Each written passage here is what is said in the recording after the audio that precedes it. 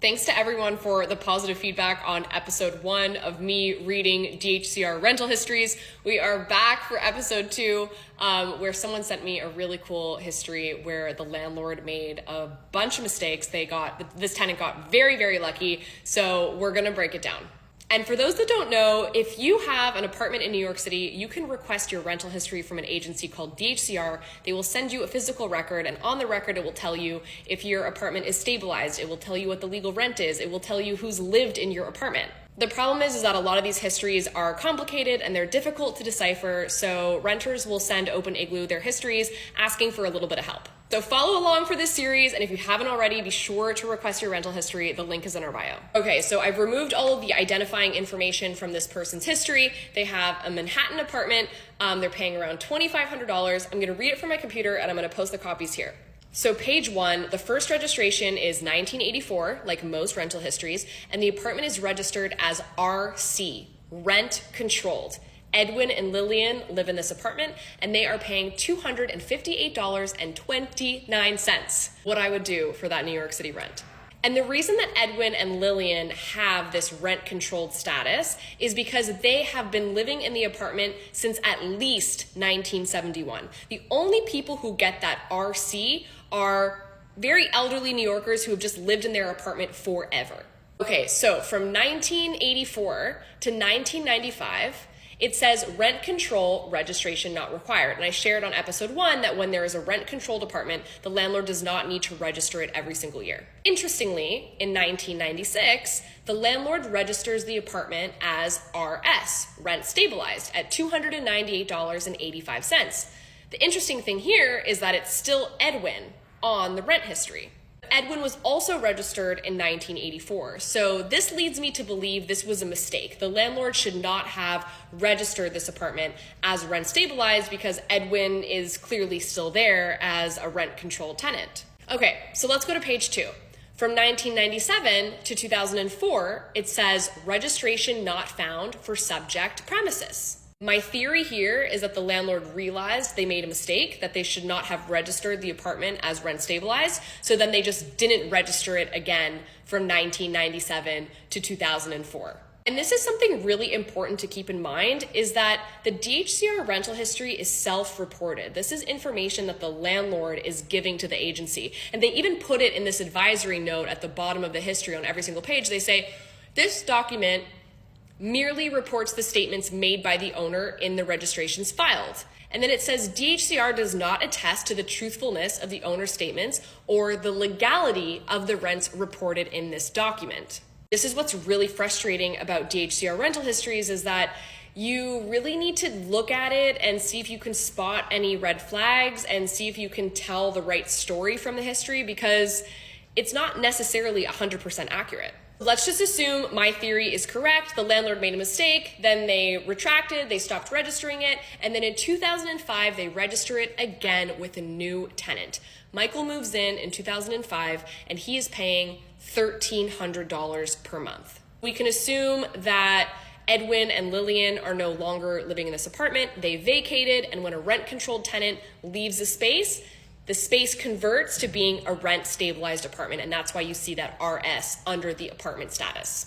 Now you may be thinking, are the landlords allowed to increase the rent from that $298 to $1,300? And the answer is yes. When an apartment switches from rent controlled to rent stabilized, the landlord is allowed to set a first rent, and that first rent needs to be a fair market rent for what other apartments in the area and the building are renting for at that time. So personally, I think the $1,300 number sounds plausible for a Manhattan apartment in 2005. From 2005 to 2008, we still have Mike living there. He adds someone to his lease in 2008, and those rent numbers are going up incrementally, and they look very much in line with what the Rent Guidelines Board was voting at the time. Okay, we're gonna go to the next page. 2009, Mike is still living there, paying $14.84.50, and they move out. In 2010, Rosa moves in. Rosa's legal rent is $1,736.87, and she's paying a preferential rent of $1,600 per month. A preferential rent is when you are paying a rent that is lower than what the legal rent is. And you may be thinking, is a landlord allowed to increase the rent from $14.84 to $17.36? And the answer is yes. Typically, and this was before 2019, whenever a landlord switched tenants or got a vacancy in an apartment, they were allowed to do some improvements to the apartment to increase the rent. They were, in some cases, given a vacancy bonus, so they were allowed to increase the rent up to a maximum of 20%. And then they were also able to increase the rents just by the allowable increases set by the RGB. So $14.84 to $17.36 is about a 17% increase.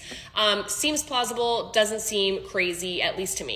But then 2011, they register the apartment as vacant and they deregulate the apartment and they say on the history, exempt due to high rent vacancy. So it's important to note that prior to 2019, landlords were allowed to deregulate apartments when they hit a certain high rent threshold. And in 2010, that threshold was $2,000 per month. So as soon as the apartment hit $2,000, they could deregulate the apartment. In 2011, this high rent threshold changed to about $2,800. So according to this history, Rosa leaves in 2010. The landlord is able to increase the rent on top of $17.36. Maybe they do a little bit of improvements. Maybe they apply a little bit of a vacancy bonus and they're able to get that rent above $2,000, which allows them to deregulate the apartment. Now, this is where it gets messy and interesting. For 2012 and 2013, DHCR puts on the record, exempt apartment, registration not required. The apartment has been deregulated. But then 2014 rolls around and a new tenant moves in, and tenant XXX, this is the tenant that sent us the history, they move in and the landlord starts registering the apartment as rent stabilized with a new rent and a new preferential rent. And I'm thinking, is this another admin error on the landlord's part? This tenant is still there today. They're paying around $2,600 a month, and the landlord is registering them as rent stabilized every single year. They're getting a rent stabilized lease, they're getting rent stabilized increases, but their apartment was already deregulated. So I do see this from time to time where landlords make mistakes on the rental history. This landlord already deregulated the apartment, already went through the paperwork of getting the apartment exempt, and then they made a mistake of re-registering the apartment, and this tenant is still there. What could happen is if this tenant leaves, then the landlord might catch their mistake and then, file correction paperwork. But it would be very, very difficult for them to deregulate this apartment with a tenant that's still there, especially since we're post 2019. So this tenant got very, very lucky. They are in a rent stabilized apartment that should not be rent stabilized. So that's episode 2 of our DHCR rental histories. As you can see, they can be complicated to decipher. Landlords can make mistakes on them, sometimes not in their favor. So if you haven't already, request your rental history. You can send it to our team if you have any questions, and follow along for more DHCR rental histories.